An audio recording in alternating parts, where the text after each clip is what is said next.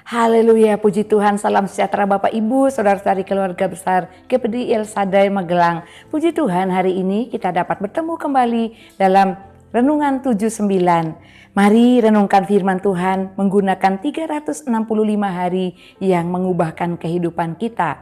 Dan pada hari ini kita akan bersama-sama melihat kebenaran firman Tuhan dalam Kolose pasal 3 ayat 1 sampai ayat 4. Kolose pasal 3 ayat 1 sampai ayat 4. Saya akan bacakan ayat 1 sampai ayat 4. Demikian bunyi firman Tuhan. Karena itu, kalau kamu dibangkitkan bersama Kristus, carilah perkara yang di atas di mana Kristus ada, duduk di sebelah kanan Allah. Pikirkanlah perkara yang di atas, bukan yang di bumi. Sebab kamu telah mati dan hidupmu tersembunyi bersama dengan Kristus di dalam Allah. Apabila Kristus yang adalah hidup kita menyatakan diri, kelak kamu pun akan menyatakan diri bersama dengan Dia dalam kemuliaan. Puji Tuhan, Bapak Ibu Saudara yang diberkati oleh Tuhan, saya memberikan judul untuk renungan kita pada hari ini, tersembunyi. Nah, kadang-kadang kata tersembunyi ini dapat kita artikan atau kita mengerti mungkin ada suatu benda yang tertutupi oleh barang lain sehingga tidak terlihat, tersembunyi karena tertutup oleh hal-hal yang lain atau benda-benda yang lain, dan itu dikatakan tersembunyi. Nah, kehidupan kita pun dalam firman Tuhan dikatakan tersembunyi. Apa yang dimaksudkan kita tersembunyi di dalam Tuhan? Atau tersembunyi hidup kita. Kita kembali kepada firman Tuhan, Bapak Ibu yang diberkati oleh Tuhan. Kalau kita kembali melihat bagian observasinya, tentu di sini kembali lagi ya, Paulus menuliskan surat untuk jemaat yang ada di Kolose untuk selalu memikirkan hal-hal yang berhubungan dengan Tuhan, hal-hal yang berhubungan dengan kekekalan. Oleh karena itu dia berkata bahwa hidupmu tersembunyi di ayat yang ketiga. Mengapa hidup kita tersembunyi? Yang pertama dalam ayat yang ketiga, karena kita telah mati untuk hidup ini. Sebab kamu telah mati dan hidupmu tersembunyi bersama dengan Kristus di dalam Allah. Kita telah mati atas dosa kita melalui Kristus yang sudah mati untuk menebus dosa kita bersama-sama. Melalui iman percaya kita kepada Tuhan, kita turut bersama-sama dalam kematian yang Tuhan Yesus alami dan dilakukan untuk memberikan kemenangan, pembebasan atas kehidupan dosa kita, kehidupan lama kita, hidup yang tidak berkenan di hadapan Allah. Oleh karena itu, ketika kita percaya kepada Tuhan, dikatakan ketika kita memberi diri kepada Tuhan, hidup kita tersembunyi di dalam Kristus. Luar biasa sekali Bapak Ibu Saudara ketika dikatakan bahwa hidup kita tersembunyi di dalam Kristus, hidup kita tersembunyi di dalam Allah. Artinya kita ada di dalam Allah, kita hidup di dalam Allah. Tidak lagi kita hidup menurut dunia ini atau kita hidup di luar Allah. Kita hidup di dalam dunia ini dan tidak punya Tuhan, tidak memiliki Tuhan. Dalam bagian interpretasi yang lain, bagian yang kedua, mengapa hidup kita dikatakan kamu tersembunyi ya? Hidup kita ini tersembunyi. Yang pertama, selain Kristus mati bagi kita dan kita mati bagi hidup lama kita di dalam Kristus oleh karena kita percaya kepada Yesus. Yang kedua, kita dibangkitkan bersama dengan Kristus. Oleh karena itu Bapak Ibu, dua kebenaran ini, kita mati bersama Kristus oleh kematiannya dan karena kita beriman kepada Dia. Yang kedua, setelah kita mengalami kematian atas hidup lama kita bertobat ya. Dikatakan kita bangkit bersama Kristus, artinya ketika kita bangkit kita memperoleh kehidupan yang baru. Bukan berarti kita mati beneran lalu kita keluar dari kubur, bukan. Hidup lama kita yang kita hilangkan, kita tanggalkan, dan Tuhan memberikan kita rohnya. Kita dibangkitkan untuk hidup dalam kehidupan yang baru. Hidup yang penuh takut akan Tuhan. Hidup yang selalu percaya kepada Tuhan Yesus. Lalu apa? Ya, bagian aplikasinya, apa yang harus kita lakukan? Kalau hidup kita ini tersembunyi di dalam Tuhan, di dalam Kristus, di dalam Allah, dan tersembunyi yang dimaksudkan kita ada di dalam Dia oleh karena kematian dan kebangkitan Kristus. Apa hal yang dapat kita lakukan? sebagai anak-anak Tuhan, ada dua hal yang perlu kita kerjakan dalam hidup ini. Yang pertama, pikirkanlah perkara yang di atas. Nah, dikatakan, maaf ayat 1 ya, bagian pertama itu carilah perkara yang di atas dikatakan ya. Ini tugas kita yang pertama. Karena hidup kita tersembunyi di dalam Kristus. Kita ada di dalam Kristus itu sendiri. Kalau dikatakan kita ada di dalam Kristus, seharusnya yang kelihatan dalam hidup kita ini Kristusnya. Karakter Kristus yang ada dalam hidup kita. Bukan hidup lama kita lagi. Bukan hidup di dalam Kristus lalu sebentar hidup lama kita menonjol lagi. Bukan. Kita harus selalu menggunakan atau berperilaku seperti karakter Kristus. Sehingga kita benar-benar tersembunyi. Kalau kita tersembunyi artinya kita tidak terlihat lagi. Yang terlihat Kristus di dalam Bapak Ibu Saudara sekalian. Yang dilakukan yang pertama adalah mencari perkara yang di atas. Mengapa kita harus mencari perkara yang di atas? Karena berhubungan dengan kekekalan tubuh kita yang tersembunyi di dalam kematian dan kebangkitan Yesus Kristus. Nah, ketika kita cari perkara di atas, mungkin pikiran kita apa ya? Bertanya-tanya yang harus kita pikirkan tentang perkara di atas. Nah, kalau kita memahami, Bapak Ibu Saudara belajar memahami perkataan carilah perkara yang di atas, artinya berhubungan dengan surga. Bukan di atas awan-awan yang kita lihat terus langit. Lalu apa lagi? Yang dimaksudkan oleh firman Tuhan adalah surga. Pikirkan perkara yang ada di surga. Di surga itu ada siapa? Yang pertama ada Tuhan Yesus sebagai Raja di atas segala Raja. Ada Allah. Lalu kalau kita berpikir tentang Allah, bagaimana kehidupan kita di hadapan Tuhan? Kita akan berpikir tentang Allah. Allah itu kudus, Allah itu suci, Allah itu tidak mencintai dosa tapi mencintai kebenaran. Dan mencintai anak-anak Tuhan yang hidup dalam kebenaran. Oleh karena itu kalau kita memikirkan perkara yang atas, kita tahu ada Tuhan di dalam kerajaan surga. Membawa pikiran kita untuk melakukan hal-hal yang Tuhan inginkan dalam hidup kita. Perkataan yang diinginkan Tuhan. Tingkah laku kita, tingkah laku yang berkenan, yang disukai Tuhan, yang diinginkan Tuhan karena kita ada di dalam Dia.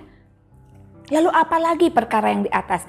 Perkara yang di atas tentang kekekalan, hidup yang kekal yang Tuhan berikan, itu perkara yang di atas. Perkara tentang bagian Allah, pemberian Allah kepada manusia yang percaya kepada Tuhan.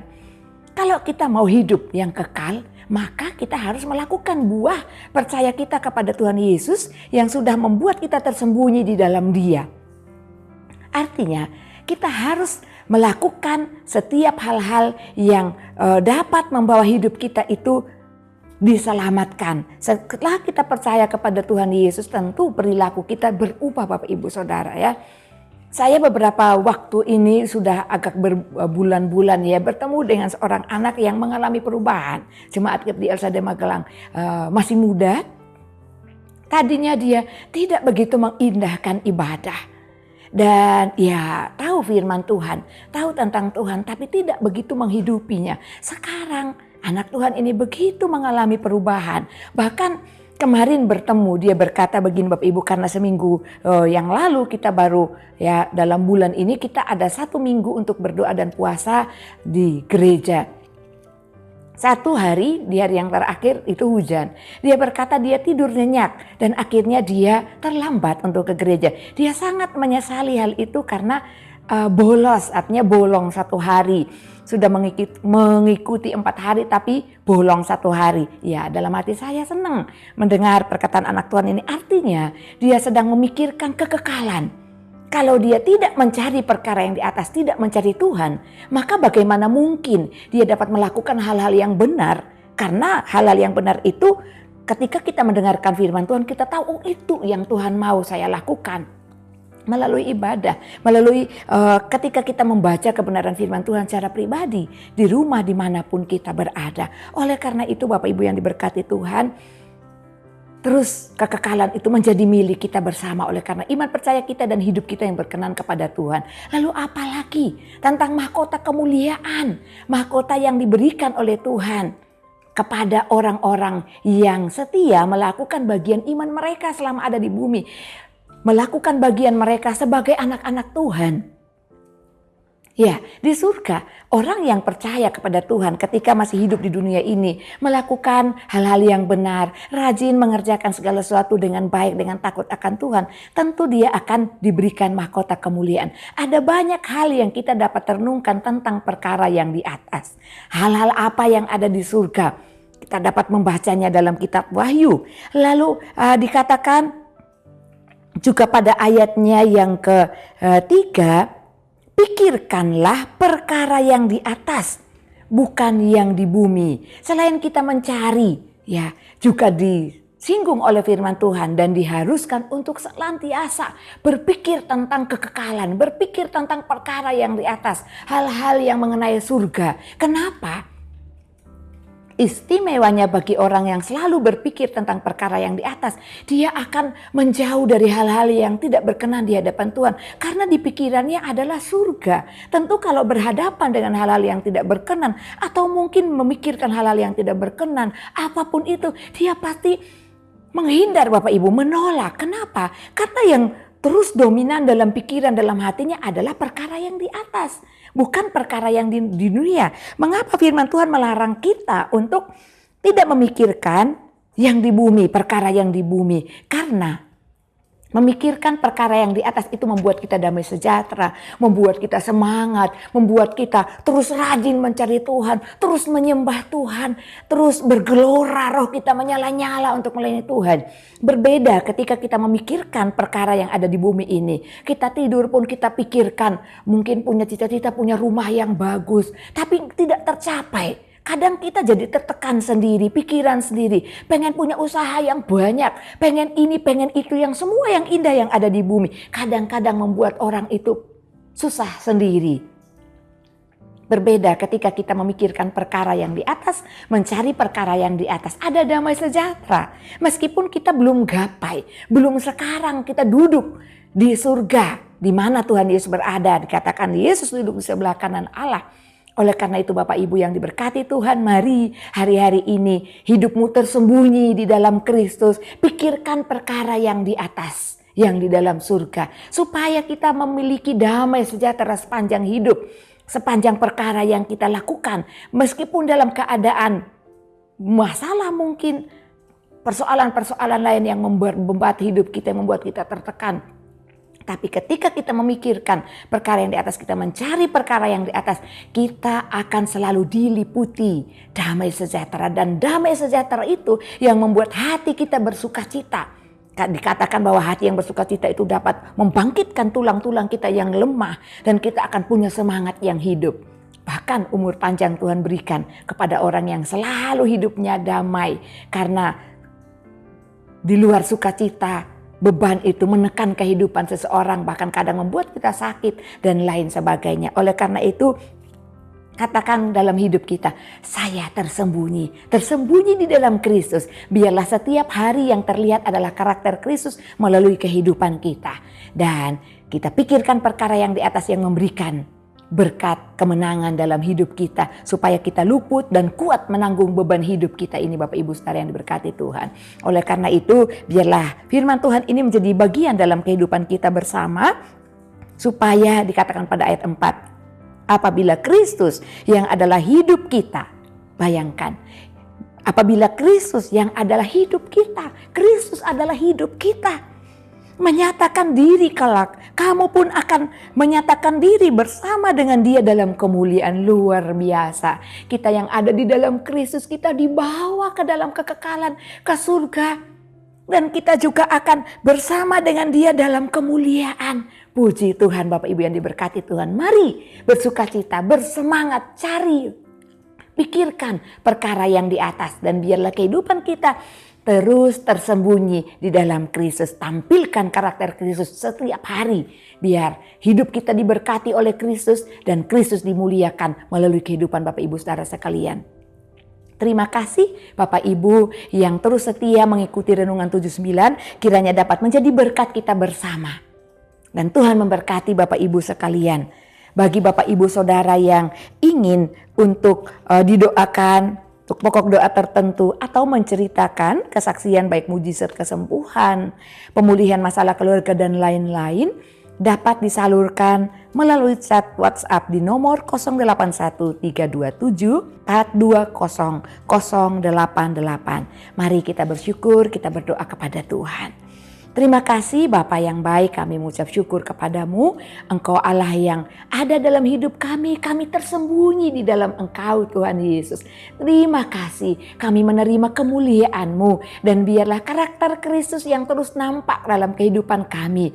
Dan kami pun Tuhan supaya dapat meneladani Kristus, supaya karakter Kristus itu tetap ada dalam hidup kami. Kami mau pikirkan perkara yang di atas, supaya hati kami terus dilingkupi oleh sukacita dan damai sejahtera dari Allah sendiri, sehingga kami mampu melewati hari-hari hidup kami, baik menghadapi tantangan, kesulitan, masalah apapun. Engkau ada di dalam kami ada di dalam Engkau. Ya Tuhan, tolonglah keluarga GEP di LSD Magelang dapat mengasihi dengan sungguh-sungguh, melayani seorang akan yang lain, sesuai dengan karunia yang telah diperoleh dari kasih karunia Allah. Terpujilah Engkau selama-lamanya. Dalam nama Tuhan Yesus Kristus kami berdoa. Haleluya. Amin.